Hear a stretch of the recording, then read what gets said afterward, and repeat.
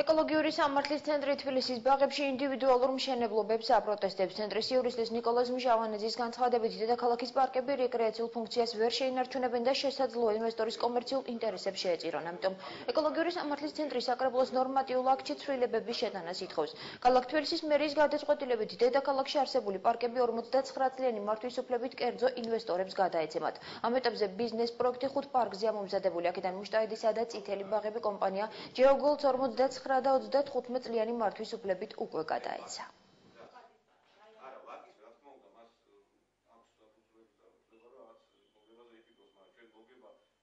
ჩვენ ვითხოვთ, რომ აღნიშნულ საკრებულოს გადაწყვეტილებაში შევიდეს ცვლილებები და სარეკრეაციო ზონა 1-2-ში არ უნდა იყოს ხაზგასმული მშენებლობები, ან სასტუმროებისა,